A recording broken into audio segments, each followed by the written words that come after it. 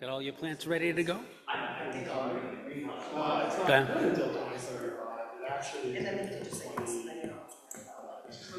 It's 2026. That's good. Upside down? Well, it's a 20-year plan, so it says 2016 to 2036.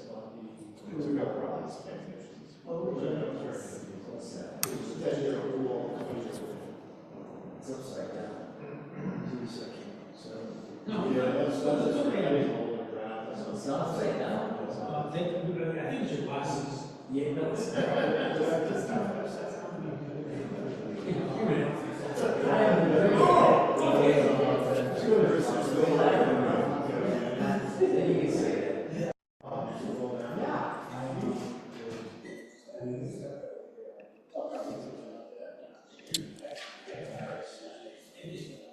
What the heck, man?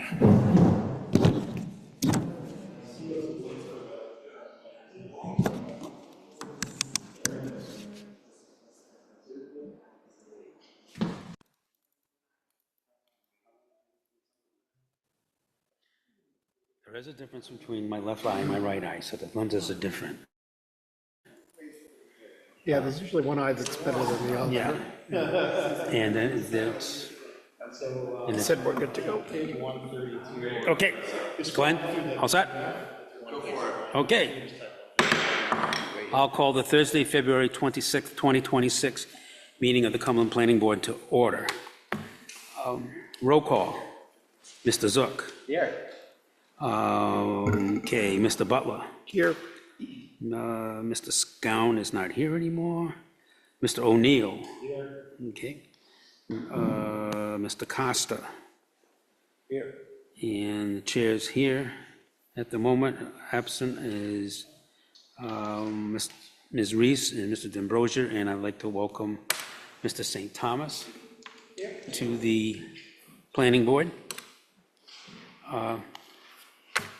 First order of business is the approval of the planning board minutes of January 29th, 2026. Are there any additions, corrections, or deletions? And if there are none, do I have a motion? Mr. Chairman, I'll make a motion that we approve the minutes as presented. I have a motion by Mr. Butler. Second. Seconded by Mr. Zook. All in favor? Aye. Opposed? Ayes have it. Item number 3 is the appointment of Mr. James St. Thomas of the Planning Board. Mr. Modica? Thank you. Yeah, I'm pleased to introduce Mr. St. Thomas to the Planning Board. He will be taking Mr. Scown's seat as an at-large member. Mr. St. Thomas was once the city planner in Woonsocket, and he has a deep background in real estate and real estate finance. And I'm certain that he's going to be a strong addition to this board. And now let me swear you in. So raise your right hand. Do you solemnly swear or affirm that I will support the Constitution and obey the laws of the United States of America and the state of Rhode Island, and that you will, in all respects, observe the provisions of the Charter and ordinances of the town of Cumberland, and will faithfully discharge the duties of the office of Planning Board member? Thank you. Congratulations. Welcome aboard. Okay, item number 4. Public hearing review of amended land development and subdivision regulations. This item will be continued to the March 26, 2026 Planning Board meeting. Mr. Modica. Yeah, we're continuing this for a couple of reasons. We had to put in a public notice to advertise this hearing on this date. But as you know, this is a package with amendments to the zoning ordinance and amendments to the code of ordinances. So we didn't have time to get it on the town council agenda for permission to advertise, and in any event, we would have sent you a ton of material with only about a week to look at it. So we're going to continue it so you can have time to look at everything, and we can go over not only the regulations, but the zoning ordinance and the code of ordinances, which most of you have seen what those amendments are, and we'll do that at your next meeting. Okay. Any questions? Moving along, item number 5, public meeting. Project name is 70 Staples Road. Project type minor subdivision and land development preliminary plan. Owner applicant 70 Staples Road LLC. Location is 70 Staples Road, assessors plat 44, lot 20. The applicant requests approval of the plan, preliminary plan to subdivide the existing 17.9 acre lot into 4 individual parcels to build 4 single-family homes. The applicant will pave Staples Road to connect with the existing paved segments to the east and west. The project requires a waiver for the 20-foot wide paved width instead of the required 26 feet. Mr. Modica. Thank you, Mr. Chair. This is an undeveloped wooded parcel, about 18 acres. On a parcel this size, it could be possible to build up to 9 houses here, but only 4 are proposed. That range in size, the property ranges in size from about 2 acres up to about 7 acres. Natural constraints on the site include wetlands in the southwest portion and a lot of ledge outcropping. The ledge here poses issues for the slope of the proposed driveways. So one of the conditions in the staff report, a condition of approval, was we're recommending that Public Works review the design of these driveways so the slope is no more than 7.5%. Other aspects of the project I want to point out is that there are several segments of stone walls on the property. Most of these will remain, while others will be relocated to define the new property boundaries. And then regarding street trees, the plans show them only on the north side of the road, but they also have to be planted on the south side. So that will have to be on the final plan.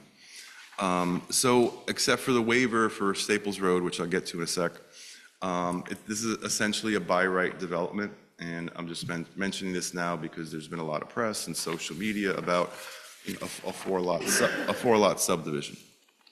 You know, it's a privately owned property that permits the construction of single-family houses. Up to 9 dwellings could be built if the owner so chose. Now, regarding Staples Road, I don't know if you've been up there. Most of the road abutting this property is unpaved. The applicant proposes to pave it to a 20-foot pavement width. So the applicant's requesting a waiver from our regulations, which require 26-foot wide pavement. The terrain around Staples Road, as I mentioned, there's a lot of ledge, there are stone walls, there are steep slopes, there's a lot of challenges there. And if you've driven that stretch of road, it's precarious. I was up there for a site visit, and when I was going on the unpaved portion of the road, there was a truck coming the other way. So I had to back out, and that was not a lot of fun. So going back, for those of you who were here in 2022, the applicant requested an identical waiver for a 20-foot wide road to build a house on a neighboring property.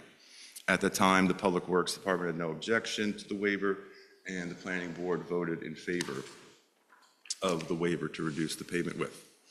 At the TRC meeting in January for this project, Public Works and all our emergency services had no objection to the pavement width, and in fact, they were pleased to see that this section of road would finally be paved. So overall, the Planning Department finds that the application is consistent with the goals and purposes of the comprehensive plan, and we're recommending approval with the following conditions: recorded administrative subdivision that conveys land to the town for a 40-foot right-of-way on Staples Road, submit plan and profile for each of the proposed driveways, submit DEM permits, and submit a final plan indicating tree plantings on the south side of Staples Road, as well as the north side, no more than 50 feet apart. Thank you. Do I have any questions for Mr. Modica? Since there are none. Mr. Chairman, Mr. O'Neill. it's not really a question for Mr. Modica, but the issues I have with the potential, my interpretation of this being potentially inconsistent with a comprehensive plan is probably more of a discussion I'd like to explain with the staff report than particulars of the developer's representatives. So would you like me to get into that now? It seems a little bit, to me, more appropriate to state my concerns right now. Board? Okay. Thank you, Grab the Chairman. report. So as I was reviewing this proposal before us tonight, it kind of jogged some memories that I had working on the current comprehensive plan at the time, over 10 years ago when we were drafting the comprehensive plan, in particular the open space element of the municipal comprehensive plan. We had the planning department at the time had some pretty significant discussions with the Cumberland Land Trust, members of the Land Trust, as well as representatives of the Conservation Commission for the town, kind of looking at the town as a whole and all the parcels of land that both the town and the Land Trust had conserved over the years, and at the time, some parcels that were in play and in negotiation, which one of them eventually was the really great Mercy Woods conservation land that the town ended up purchasing. So at that time, we had a discussion about a concept known as parcelization, and that discussion is captured within the comprehensive plan.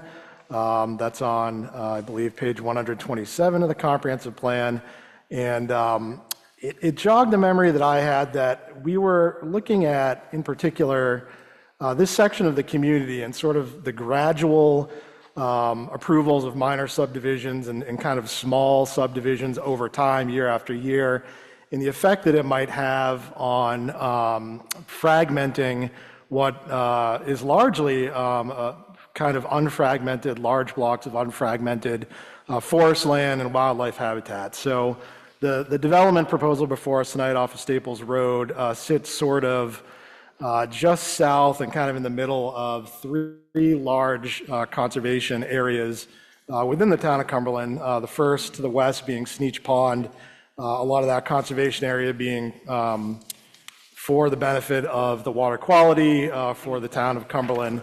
To the north of the property is the Emerson property, which is another significant chunk of conservation land, and then to the east is the Ash Swamp conservation land. These parcels are shown in the municipal comprehensive plan in the open space and recreation map, which in the version I have here should be roughly page 132. There we go. Thank you very much, Glenn. So I don't have a laser pointer, but if you look at Staples Road, you look at Sneech Pond, you can see Sneech Pond there.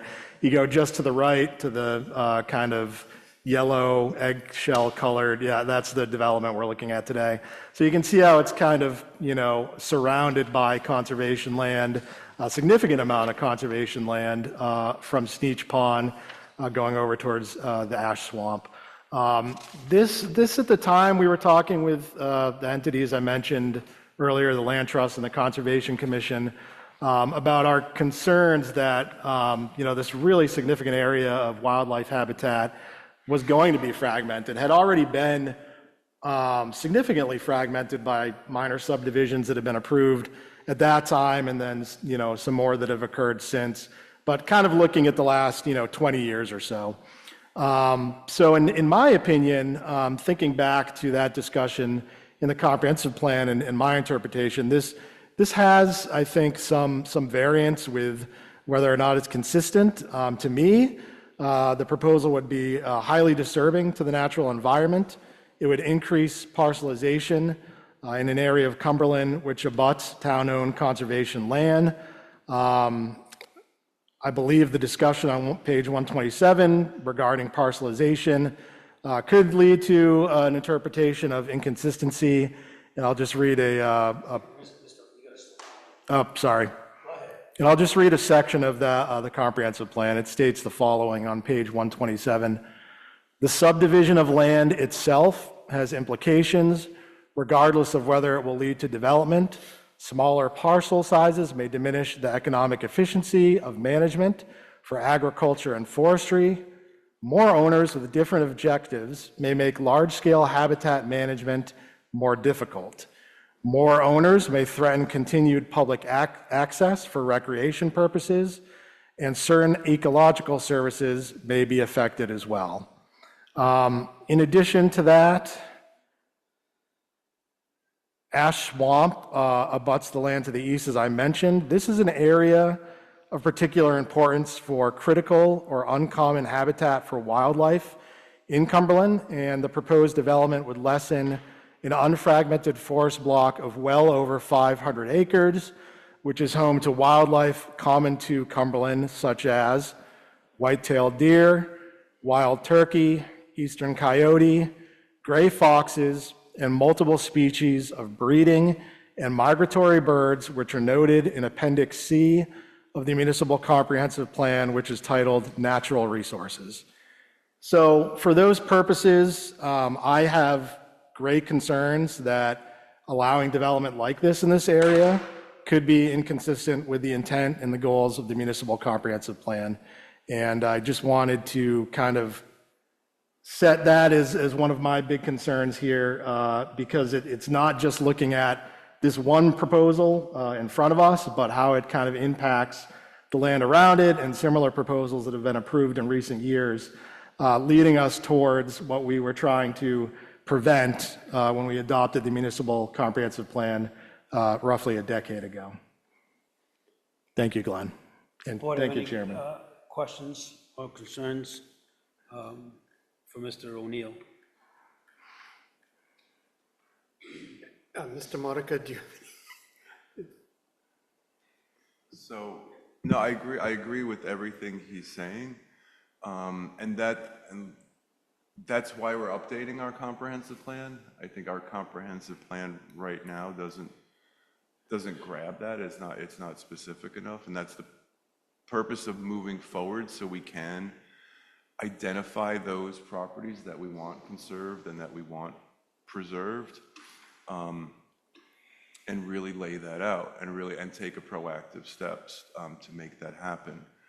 I don't know, if and Josh obviously is very familiar with writing the comp plan. He knows everything that went in it. I get what he's saying, but I don't know if our comprehensive plan for properties that are abutting conservation land, I don't see anything that precludes their development unless we've identified those properties as land that we wanted to conserve. And certainly there's a lot of environmental factors. If you've been up there, it's pretty wild. It's pretty wooded. It's out there. It's a beautiful part of town. But I don't know if we have the mechanisms to prevent something there. So saying that's why we found that this 4-lot development on very large lots, our feeling was that it would fit in with the surroundings. Would we like to have all our parcels like this preserved? Yes, but I don't know if we can deny something under these circumstances. So I understand Mr. O'Neill's point, and certainly when you look at the map, that area, kind of everything above Staples Road there, I guess if it was available, would have been a great piece of property for the land trust or the town to purchase to kind of fill in that whole area. But a private person bought the land. It's zoned agricultural, so we're not looking at putting 15 condo buildings or 30 ranch houses there. It's what could be 9 lots is going to be 4 buildable lots under the proposal. So I mean, I hate to say it could be worse, but it could be it could be worse. But while I understand Mr. O'Neill's point, and I wholeheartedly agree that as a town we have to be doing everything we can to protect as much open space as possible, I think when a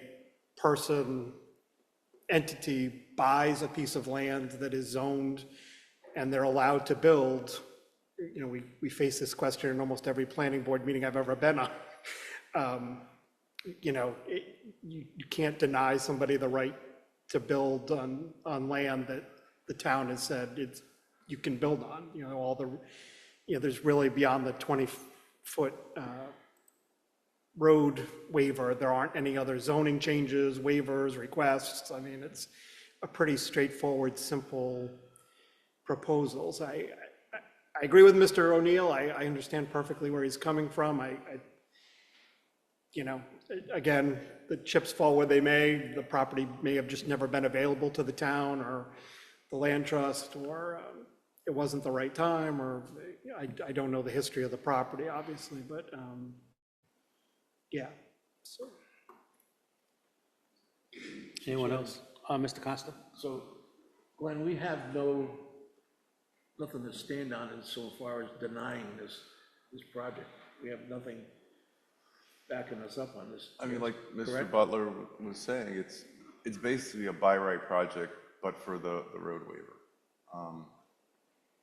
And if the board can find something, you know, your main determination, your main finding is determine consistency with the comprehensive plan.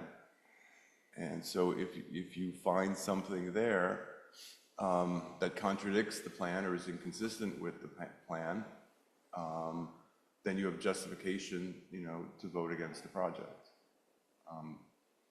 The planning department's interpretation of the comprehensive plan was that this was a allowable project. Mr. Chairman, I just, you know, as counsel, I just want to bring your attention to the required findings for approval. That's what you're basing your decision on. So I think you're all well aware of those 5 required findings. And as Mr. Modica said, one is consistency with the comprehensive plan. And I know that Mr. O'Neill also brought up environmental impacts. So that's another one of the standards for approval. Thank you. So, Mr. Butler, just to, because I think your points are well made, that's kind of what I was getting at here, and I think the planning department confirmed. You know, the planning board does have the power to make a denial decision based on a finding of inconsistency with the comprehensive plan, and I know this board has not done that very often, and some communities have, and it ends up in litigation, but you know, we do have that power as a planning board, and if we do feel strongly that there are negative impacts to the environment and to the intent of conservation efforts as outlined in the comprehensive plan, we could vote to deny it. Now, I'm also sensitive to what Mr. Butler said about, you know, we don't want to disallow a property owner their ability to develop their land if it meets all the regulations. I totally get that. But I do feel that there is a sort of a larger point to be made here that we have allowed as a town a lot of development in an area that really has significant wildlife and forest habitat value to the town of Cumberland. And I really think we should have given that more thought in the past and should give that more thought in the future. And I definitely agree. And you know, we're moving into the new comprehensive plan process, and so I would agree 100% with Mr. O'Neill that now's a good time to put more teeth maybe into some of our regulations and into the comprehensive plan so that we have more, you know, of an ability to protect what open space still remains in the town. I mean, when you survey residents, I mean, that's always the number one issue, is people feel like we're turning into a city and, you know, the open space is disappearing and the wildlife is being dislocated, and I agree 100%. But on the other side of it, as I said, when I looked at this proposal, I said to myself, well, thankfully it's not 9 houses. So if there, you know, is going to be development in this area, you know, they seem to be, you know, not, you know, mega mansions, at least at the preliminary plan level. They seem to be, you know, decent sized houses, but certainly nothing outrageous, set very far back from the road. You know, it's four lots instead of 9. It's, you know, again, it would have been better if the town could have done things in the past to maybe protect the property a little bit more, but I get very queasy about disenfranchising a property owner who bought the property, I imagine. I don't know, but I would assume you buy a piece of property, you look at the zoning, you look at what's allowable under the regulations, and, you know, it's just, for me, it's just hard to then come back and say, no, never mind. we're not going to, allow you to do that. So, and it, as Mr. O'Neill alluded to, it's something that would only end up in litigation, and who knows what, the result of that process would be. And so, but I agree 100% with everything Mr. O'Neill said.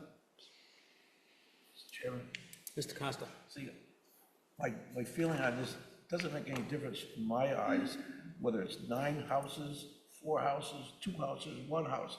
You're still taking that land and developing it. Doesn't make any difference how much you put in there.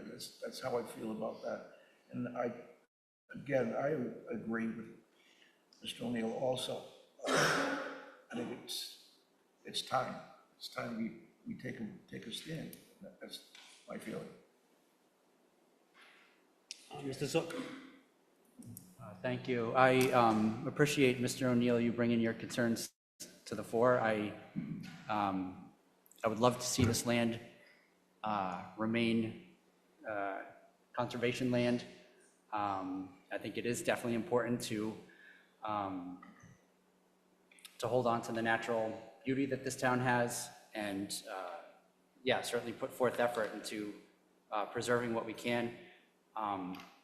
My feeling, though, echoes what Mr. Butler has said, is that this is a private piece of property that the applicant, has a right to develop.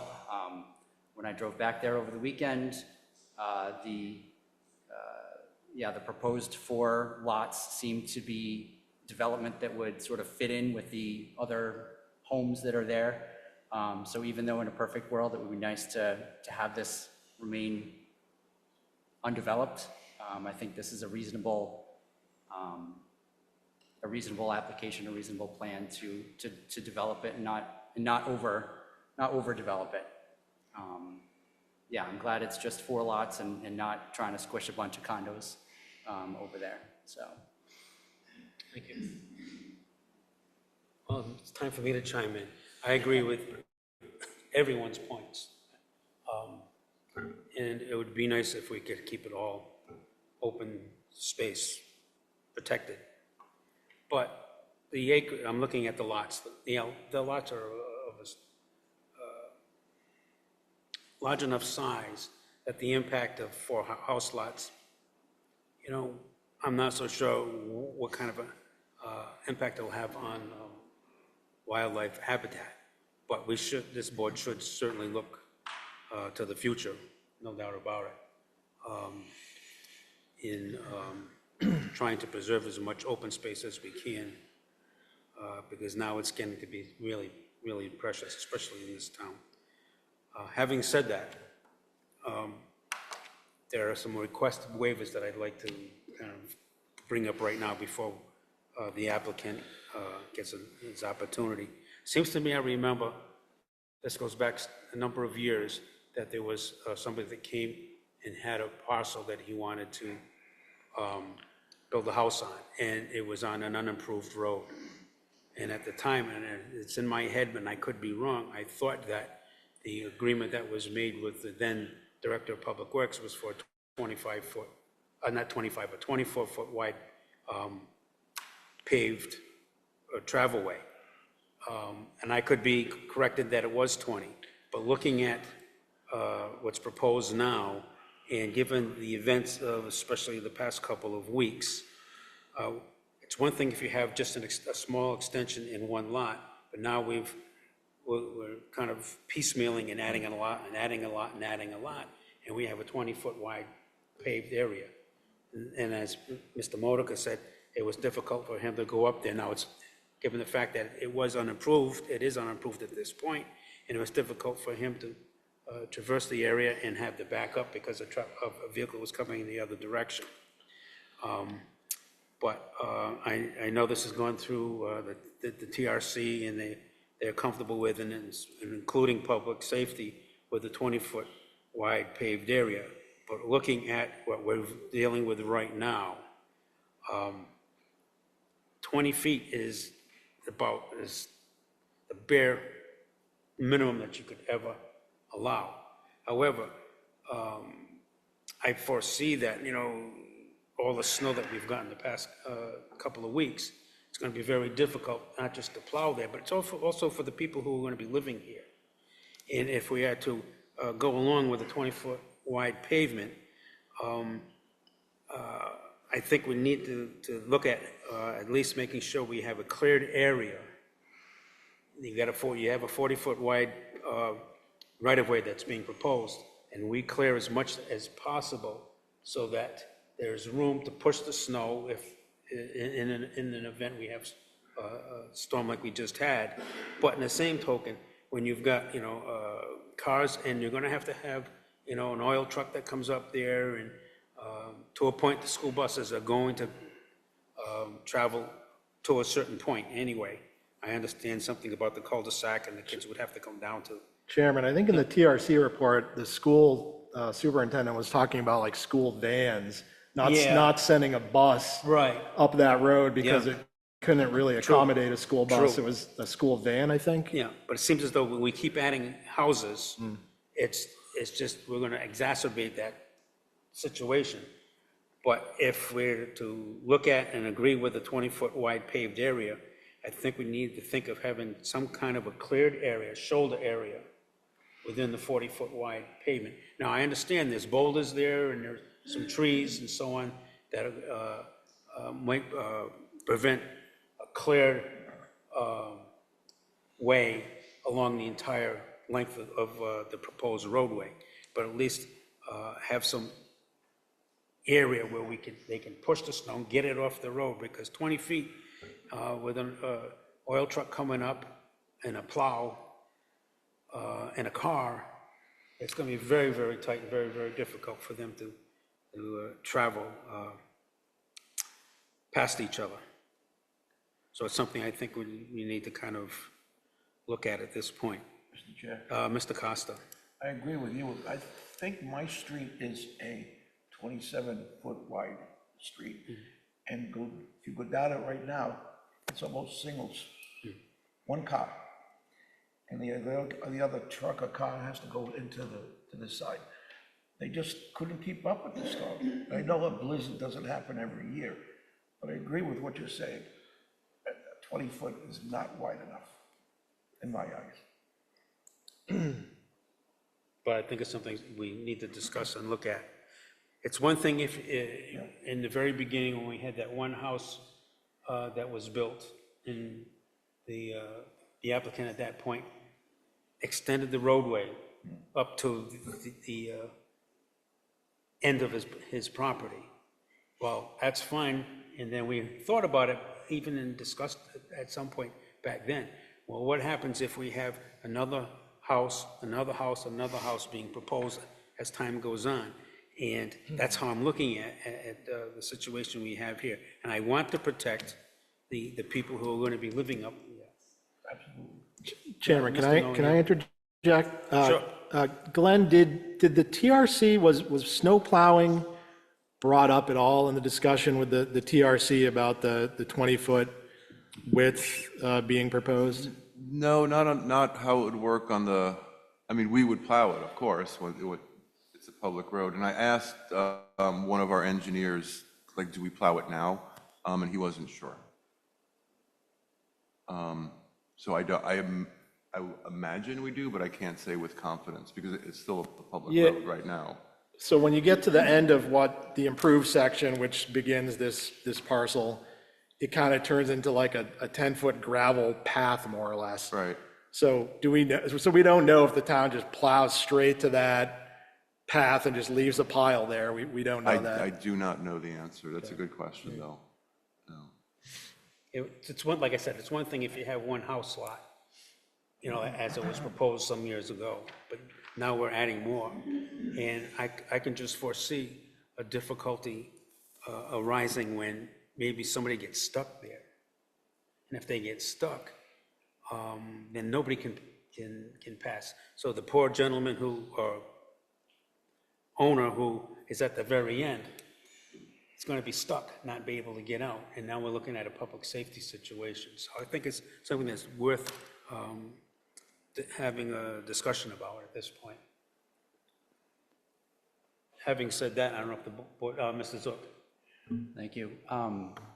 Just anecdotally, I was up there this past weekend before the blizzard, and the Staples Road was plowed up until the unimproved point. Staples Road was what? It was plowed up until the unimproved point of Staples Road. So they had plowed it up until it was a dirt road. Then it went around to the other side, and it was the same on the other side. But yeah, who's to say what happens when it's improved? My thought on the width of the road, it would be great to have a wider road than 20 feet, but the currently improved part of Staples Road that's improved, that's a narrow street also. Is that 20 feet, the existing? So, you know, in my mind, it would be great to have a wider road, but I don't feel like it makes sense to ask the applicant to improve this portion to be wider, and the rest of Staples Road is still going to be 20 feet wide. That's my thought. Mr. Butler? Yeah, I don't like the 20 feet. And I guess this is the trouble we get into when we approve waivers. We should just have regulations, and that's the regulation. And if we had done that the last time, then the improved section would be 26 feet. We'd just be adding another 26 feet on top of it. We can't go back in time. But it would be somewhat odd to have a 20-foot that all of a sudden becomes 24-foot or 26-foot. And it seems like that would make it even more complicated to now plow it. And but I completely agree with Mr. Kutu, because you're looking at a neighborhood that everyone's going to have septic systems, so they're going to have the septic trucks coming up, probably oil. I don't know if you can get natural gas up with all that lead. So you got oil trucks, Amazon trucks, UPS trucks. You know, if eventually there's kids at all these houses, I mean, maybe a school van makes sense now and kids walking down to the cul-de-sac, but we all know how families can be. So once you have 4 houses and there's 3 kids in each house, and now there's 12 kids up there, you know, they're going to be, the van's not going to be enough. It's going to be a school bus. So I agree with Mr. Kutu. I don't, you know, and we see it this week in town. I mean, 20 feet suddenly becomes 8 feet because of snowbanks. But I'm just really conflicted, because I don't know if it makes logical sense to have this 20-foot road that then becomes a much wider road, and, you know, what effect that has on snow plowing and stuff. And it's just probably a good lesson learned that we should be planning for the future. I mean, again, when I don't remember specifically that proposal. I mean, I remember the proposal. I don't remember the specific conversation about the waiver, but I'm sure in our minds, well, it's just going to be that one house there, and it's only a 10-foot wide dirt road now, so 20 feet is an improvement. And I think that's what the people on the TRC said. Well, hey, it's 12 feet now, so if we can get 20, that would be great. But yeah, when you start to think about it, now you're adding house and house and house. You really need something that's wider. Well, I'm not suggesting paving more than 20 feet. But putting a shoulder. Yes, because if the TRC, public safety people and so on, are comfortable with the 20-foot wide paved area, but what I'm suggesting is that you've got a 40-foot wide right-of-way is what they're proposing, that the shoulders should be cleared enough so that if there was a situation where they had to move off the roadway a little bit, they've got a place to go. And that if there is a jam there for some reason or other, or there's a vehicle's broken down, or in this case, like the past couple weeks, all this snow, at least one thing is you've got a place to push the snow off the 20-foot wide pavement, for one thing. And then you have an opportunity where a vehicle, if it's disabled, can be sort of on the shoulder and cars can pass. So I'm not suggesting that we require them to go to a 24-foot wide pavement. I'm just looking for the fact that we should think about having the shoulders cleared enough. Now, I know, like I said, there are some outcrops of rock and ledge and so on. And I can understand that that's going to be something that will be difficult unless you blast the rock out of there. But if you had at least put a best effort forward as to clearing as much as possible on the shoulder, I think that would be something that's reasonable. We're not forcing somebody to pave a 24-foot wide pavement or a 26-foot wide pavement. It's just to make things a little bit easier, because when you keep adding houses, you're kind of adding to the problem, because there's going to be more traffic. Mr. Chairman, can I ask a quick question again of the planning director? It's your discussion about waivers just reminded me, I have one thing I want clarified. The TRC report mentioned on one of the driveways, the applicant's representative discussed Lot D having a driveway between 10 to 12% grade, which James Entow, the town engineer, noted would exceed the town's regulations for maximum grade, which is 10%. If the driveway is in fact being proposed for a grade of over 10%, does that require the planning board to grant another waiver, or is that a waiver that the town can give during the building permit process? I would say that it would have to go to the planning board if it's a waiver from the regs. Yeah, if that is a regulation, then it's a waiver from the planning board. The staff has no ability to grant waivers at this point. Okay, yeah, I was just a little confused from the TRC notes, and I could not remember if that was an administrative or not, so, thank The you. planning department can't grant a waiver. And to your question, though, Mr. Intel from Public Works, he was, pretty adamant that he wanted the 7.5% for the driveway slope, especially for all the lots, but particularly, Lot D. Mr. Kutu, Josh Morrow, the engineer, is here if you want to hear from him. But I just want to add, you were talking about shoulders, and the plan for the roadway does show that there's a 2-foot grass shoulder, so you've got about 22 feet. Getting back to the 10%, I was under the impression that the 10% maximum was for roadways, because we have many, many driveways that exceed the Private driveway. private Yeah, driveways. yeah. So I don't know if that 10% is something that can be enforced on the private property. But that is, a good question. If there's nothing else that the board wants to discuss, I will ask the applicant's engineer to make his presentation. You're on. Mr. Chair, members of the board, thank you for being attended. It seems like the board is well versed on the application. I don't want to spin too much and repeat. I do want to say for the record that I agree with all discussion, the existing lot, the size of it, the zone, all that is confirmed. I think there was plenty of discussion and plenty of comments that we can certainly get into. To start, I just want to be forthcoming with the applicant. I know that, we've talked about 9 lots and we're supposed to go, okay. Furthermore, the anticipated development on the 18-acre site, we're proposing a total development of less than 5 acres at this point.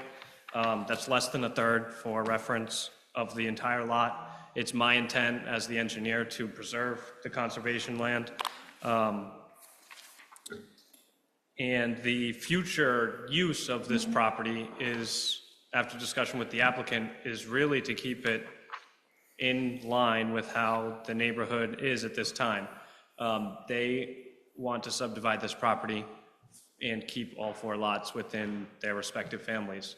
That being said, it's their intent as well to, in my opinion, align with the comprehensive permit in that case. Mr. O'Neill, you had a comment about the driveway. At this point, we're proposing it at less than 10%.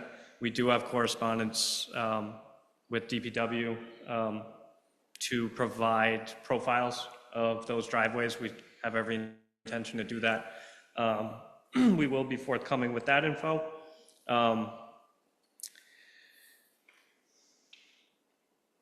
I think this application in general is is a balance, given some of the concerns, the roadway width, which I'll get to in a minute, but to finish the conservation comment, I believe that the balance is within the lot areas, the oversized nature of those lots, the keeping it in the family, I believe, is a pro. And getting to the road side of things, the existing road to the east is 20 feet wide. We're proposing to continue that for convenience. Now, at the beginning of the project, I looked at it and said it's a glorified driveway. I mean, the road out there today is 12 feet on average wide, and it's pretty choppy. It's gravel, it's not well conditioned. I think the application and what the development proposes is actually going to improve the conditions out there a bit. I know it's not quite up to the standard, but again, I think it's a balance. There were concerns about fire, so although the project came forward as being a glorified driveway, we certainly made that much more of a roadway to connect in the event of a vehicle getting up there, buses, emergency vehicles. Now they can get from the east side of this property and exit through the west, or vice versa. There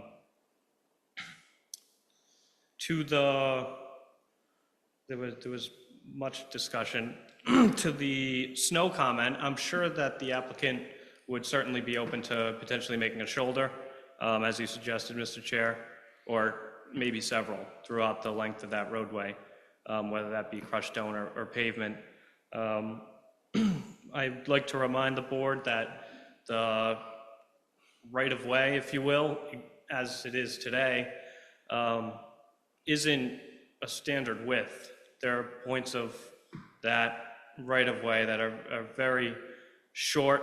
I personally have convinced the applicant, and he's more than willing, the application before you shows some area of land from the applicant's property to be gifted to the town to maintain a 40-foot right-of-way for the length of our frontage. That being said, I think it just goes more to mention the more flexibility that we're trying to be forthcoming with, and kind of depict the challenges that we may have been facing here as we present, and the balance to those. In closing, I'd like to say I agree with the 5 findings of fact that is mentioned in the staff report by Glenn Monica. Questions, discussions? Questions? As far as the shoulder's concerned, I'm not looking for a paved shoulder, okay? I'm not asking for it. If that's a paved shoulder, then that's part of the road. But maybe we could go a little bit more than a 2-foot wide shoulder. I mean, I understand, this used to be a cow path, or whatever it was. That's what it was, and it was just sort of, we've got a few right-of-ways like that around in town left for purposes of when people, where the farms were and so on. Cumberland Farms had a right-of-way off of Bear Hill Road at one time for that purpose. So I just want to make sure that there is room that if you had to pull over the side, to allow another vehicle by, or an oncoming vehicle, that there's ample shoulder there. Now, I'm not expecting it to be, the full length, because like I said, there's boulders and so on, but wherever we can make it work, I think that will help. Yeah, no, I graded that road personally, so there are areas where it's tight, and there are areas where that's completely possible. When you first mentioned it, my brain pictured that as not a parallel parking spot, but if you envisioned a parallel parking spot, maybe 2-3 car lengths long, that would exist. Trees are every 50 feet on the property. Maybe that's every 100 feet, whatever you guys think is appropriate. That's how I pictured it. I'm opening it up. Maybe that's an option that you could be amendable to, but we're certainly willing to work and make sure that safety is provided. I don't think I would want you to hold every 50 feet or 100 feet. It's where it will work. Right. Okay? Because I don't expect you to pull boulders out of there. I don't expect them to be blasted so that you can have that shoulder, as long as wherever it makes sense that you can, have it, so maybe a couple of cars or whatever could end up pulling over to the shoulder. I think that will achieve at least what I'm, what I'm visualizing in any event. We'll certainly look at that, presuming we approach final plan. Anyone else? Mr. Zook. Read in the Valley Breeze recently, the town of Cumberland was given a grant to identify and preserve the stone walls in town. There's stone walls on the property. In the project narrative provided by Insight Engineering, it does say the layout of the proposed lot lines have been depicted in a manner to preserve and utilize existing stone walls on the property. Any potential disturbance to the existing stone walls shall be mitigated by relocation to proposed property lines. I just wanted to say I appreciate the applicant having concern for preserving the stone walls. Definitely. Anyone else? Yeah, I have a follow-up to Mr. Zuck's comments there, because I didn't go up there before the blizzard, unfortunately, and, you probably can't see anything now because it's 5 feet of snow, right? But looking at Google Street View, I hope I got this right. When you look at a couple of the properties that are developed before you get to the dirt path unimproved section, there is a clear line of stone walls abutting the right-of-way, I believe, or within the right-of-way. As you go up towards the dirt path, you get more ledge, outcroppings, but it does appear that there probably was a history of stone walls there within the right-of-way of Old Staples Road. And I think, this discussion about widening the road to get to 26 feet for all the public safety concerns we have should also be balanced against what Mr. Zuck was just talking about, how we can, if possible, preserve the stone walls that exist, because they do have historic value. It's tough balancing that against the public safety and transportation concerns we have here, but I don't want to lose fact of, we don't want to just dig up those stone walls and get rid of them. Especially if there's Cumberlandite in some of those walls, and I'm pretty sure there is. It's an engineering challenge. Yeah.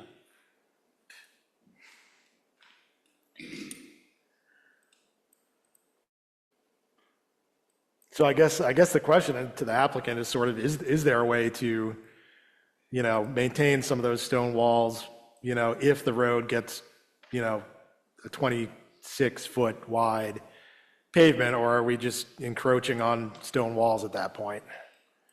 To be clear, which stone walls are you talking about as you approach from the east? It's or- hard. I believe this is from going west to east. Okay. I think. If I'm wrong, I apologize. I'm trying to look at it on Google Street View.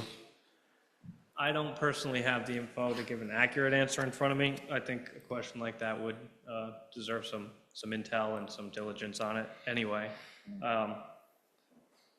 It's worth exploring. In my opinion, I think there's more larger challenges.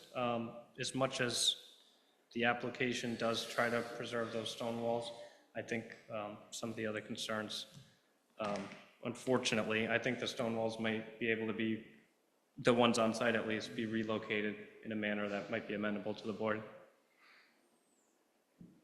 You're talking about the ones on site, like on On-site. parcel C, like within the lot. On-site. Yeah. And I think it's my approach not to widen the road to disturb more of them, but again, that's my general approach without doing too much intel into it.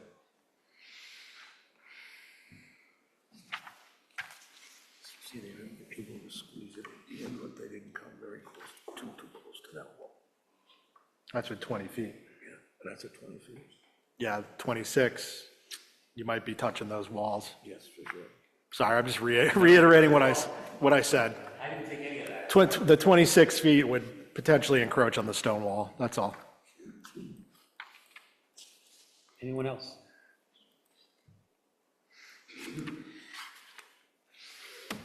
Okay, well, thank you. Thank you. This is a public hearing. So, Is there anyone in the queue, Mr. Modica? No, there is not. No, there is not. And I do not see anyone here in the audience. So there's no need to have any other comments at this point.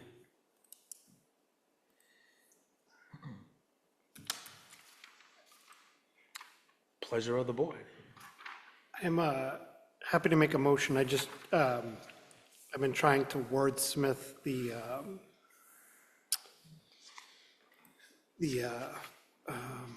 condition for the shoulders.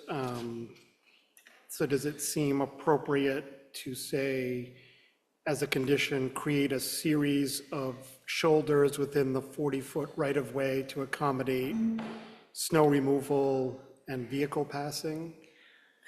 I would just say it should be approved by somebody, like the Department of Public Works, or not just, because then it's subjective.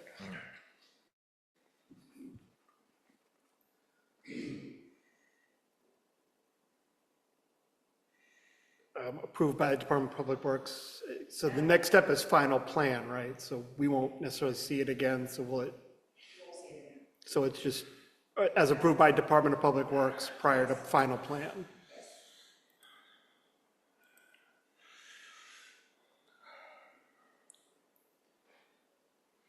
Mr. Chairman, I'll make a motion in regards to 70 Staples Road that we approve the preliminary plan as it is consistent with the goals and purposes of the comprehensive plan as outlined in the findings of fact from the Planning Department's memo to the Planning Board dated February 19th, 2026.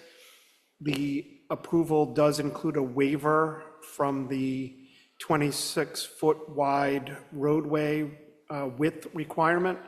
The waiver grants a 20-foot width roadway. The decision also includes the following conditions: that the applicant record an administrative subdivision that conveys land to the town for a 40-foot right-of-way for Staples Road, submit a plan and profile for each proposed driveway, submit Rhode Island Department of Environmental Management permits, submit a final plan indicating tree plantings on the south side of Staples Road no more than 50 feet apart, and as part of the final plan process, attain approval from the Department of Public Works for a series of shoulders within the 40-foot right-of-way to accommodate snow removal and vehicle passing on the road. End of motion. I have a motion by Mr. Butler. Do I have a second? Second. Is that Mr. Zook? Second by Mr. Zook. Any other discussion? All in favor? Aye. Opposed? No. Okay. I will take a roll call on this. Mr. Zook? Yes. Mr. St. Thomas? Mr. Butler? Yes. Mr. O'Neill? No. And Mr. Costa? No. And Mr. Kutu will vote yes. 4. 1, 2, 3, 4.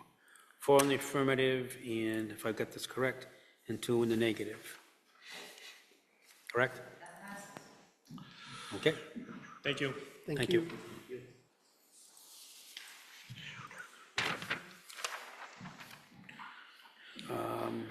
Okay. Item number 6, Director's Report, departure of Principal Planner Abby McVery. Mr. Modica.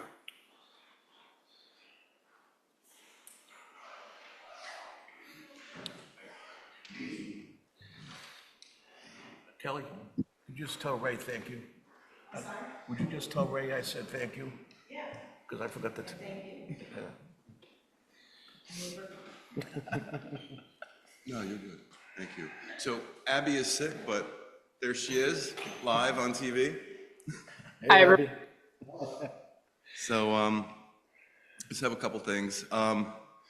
This is one of those bittersweet moments. While we're here to celebrate someone's next chapter, it's not easy to say goodbye, especially to someone who became a vital part of our office in such a short time. When Abby McVeary joined the planning department in June of 2024, she came fresh out of grad school with no prior planning experience. What she did bring, though, was curiosity, smarts, and the desire to ask questions, a whole lot of them. And that made all the difference. I remember early on she said, "I didn't know planning was a thing."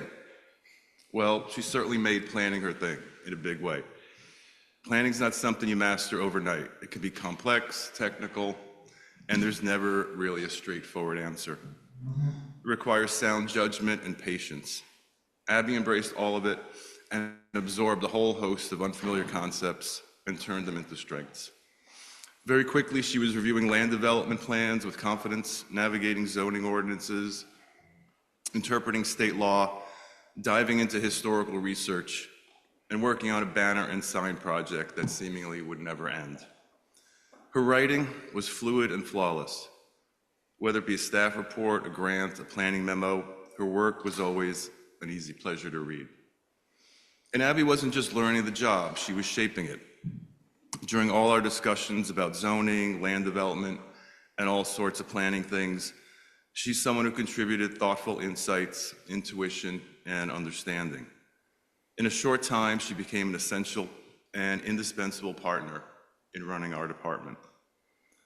While I'm very sad to see her go, I'm also incredibly impressed with all she's accomplished and excited for what lies ahead.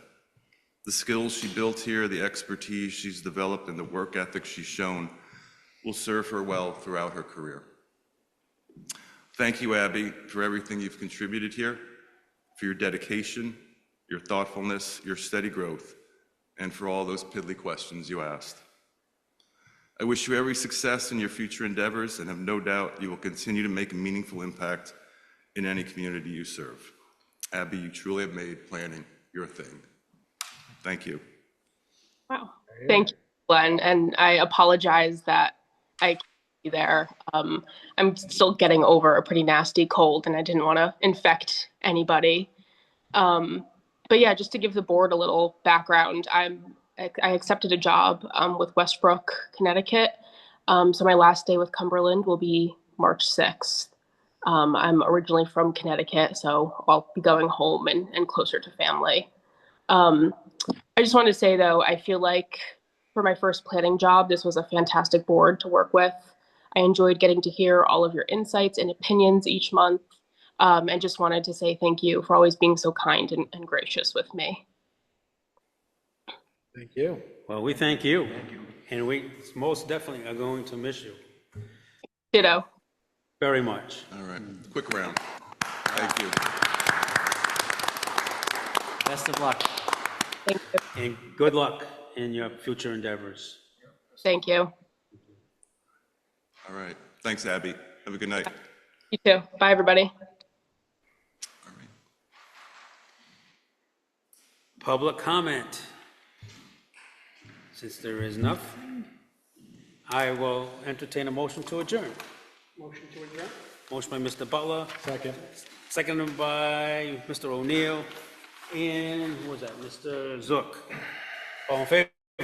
Aye. Opposed? Nobody. Motion carries. All right. Thank you, everyone.